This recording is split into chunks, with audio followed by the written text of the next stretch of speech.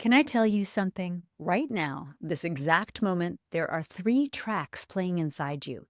Not songs exactly, but something close. Three frequencies, three flavors of energy. And they're always on. One of them is heavy. It wants to sit down. Pull the covers up. Scroll for another hour. Stay exactly where you are.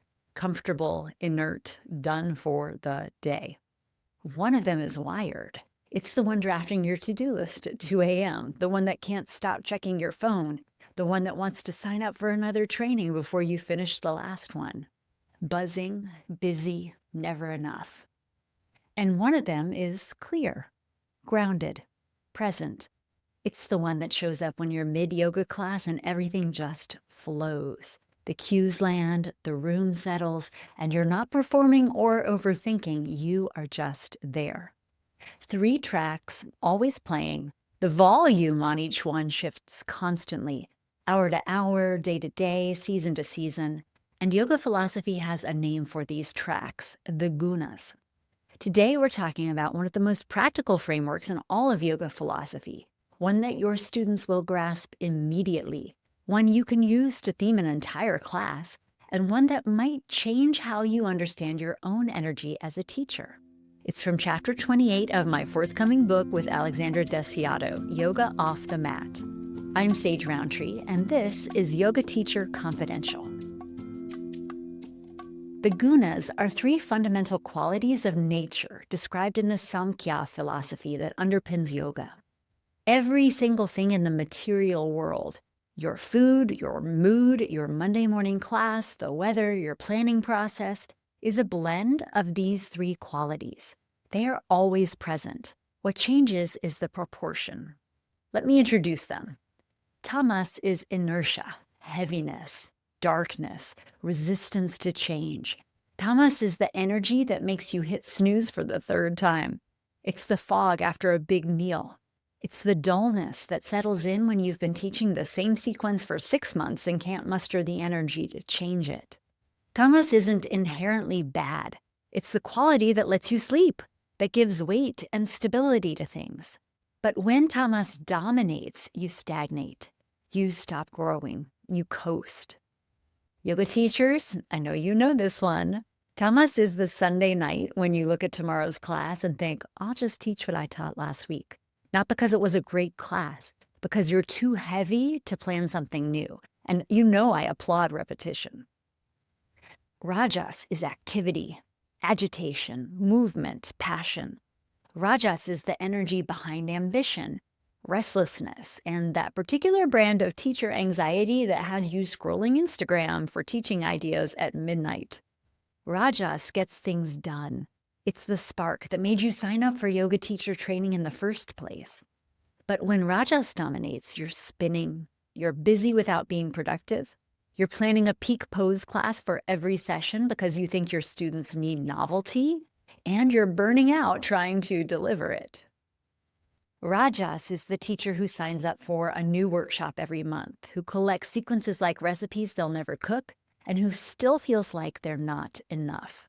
The more research you do, the more the creativity activates, which soon means uncertainty. That's Rajas feeding itself.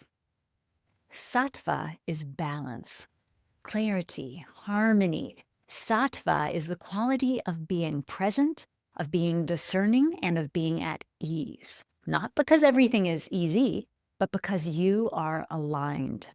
When sattva is dominant, you walk into the room and you know what to teach. Not because you've memorized a script, but because you've done the preparation and you trust it. Your cues are clean. Your presence is steady. You adapt in real time without panic. Sattva is the teacher who has a clear, repeatable structure and who has the confidence to let it breathe. Now here's the key teaching. The goal is not to eliminate tamas and rajas.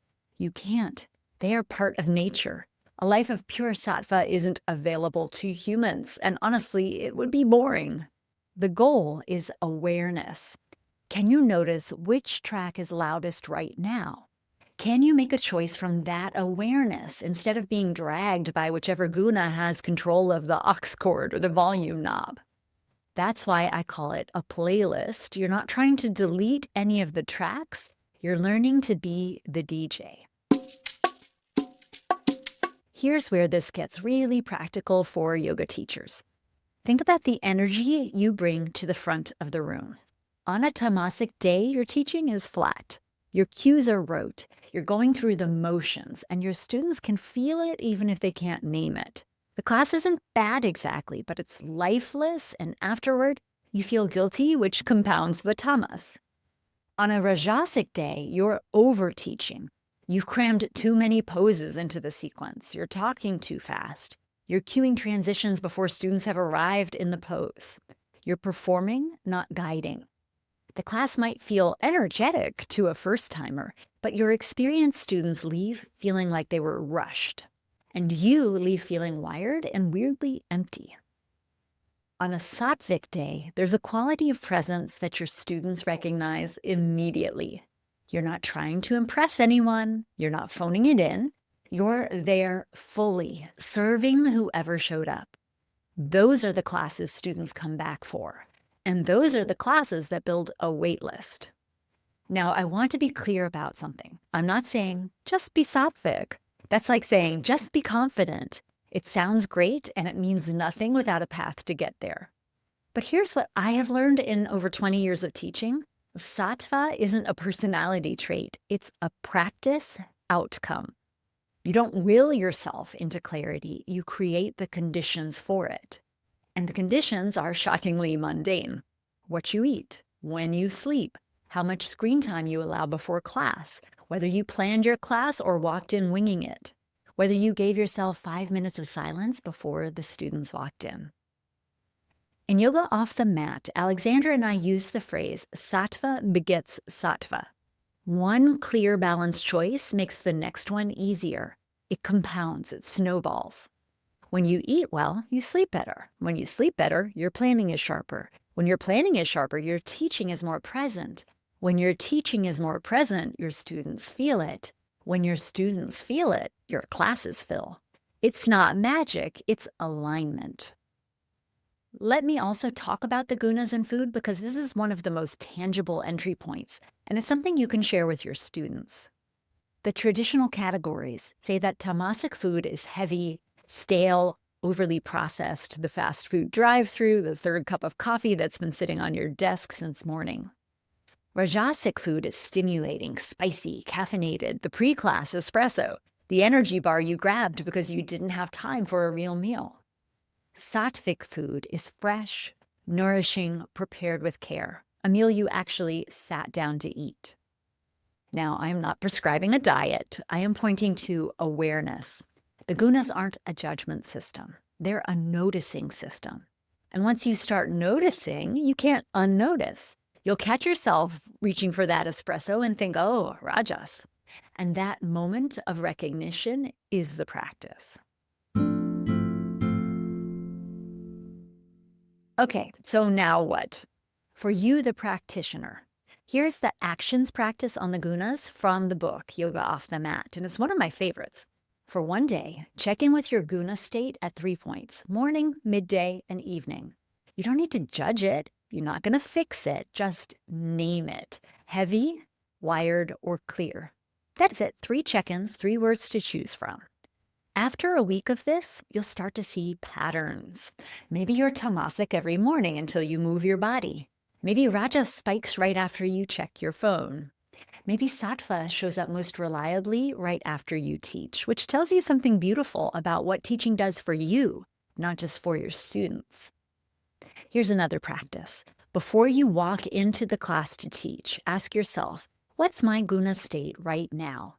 If you're heavy, you know you might need to generate a little energy before class, take a brisk walk around the block, do a few sun salutations.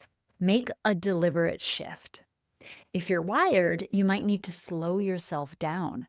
Close your eyes, breathe, arrive before you try to hold space for anyone else. If you're clear, beautiful, trust it and go. This isn't about performing a state you're not in. It's about knowing what you're walking in with so that you can serve your students from honesty, not from autopilot. Now for you, the teacher, here's how you can bring the gunas into your classroom. The gunas are one of the most versatile class theming frameworks in the entire yoga tradition, and you barely need any Sanskrit to teach them. Here is the simplest version. At the beginning of class, ask your students to notice their energy. You don't even need the word guna. Just say, are you feeling heavy today? Are you feeling wired? Or are you somewhere in the middle, present and clear? Pause, let them actually check in. Then say, there's no wrong answer, we are just noticing. That's the gunas in 30 seconds. No lecture, no chalkboard or projector, just an invitation to witness. Then from there, you can build the class around the insight. If the room feels collectively tamasic, Monday morning, everyone dragging in from the weekend, you might start slow and gradually build. You're not forcing rajas to fix tamas. You're coaxing sattva into the room with progressive, thoughtful structure. If the room feels rajasic, Friday evening, everyone buzzing from the work week, you might hold poses longer. Use more grounding cues. Let the silence do more work. You're not suppressing the energy, you're channeling it. You can also use the gunas to help students recognize what's happening during the practice.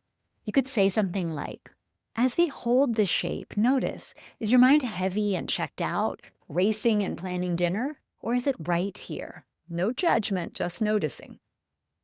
That simple cue gives them a self-awareness tool your students can take off the mat. And here's a more advanced move. You can use the gunas to frame an entire series or workshop. This month, we're exploring the 3 qualities of energy that yoga says are always running in the background. Week 1, tamas. Week 2, rajas. Week 3, sattva. Week 4, integration, becoming the DJ of your own playlist.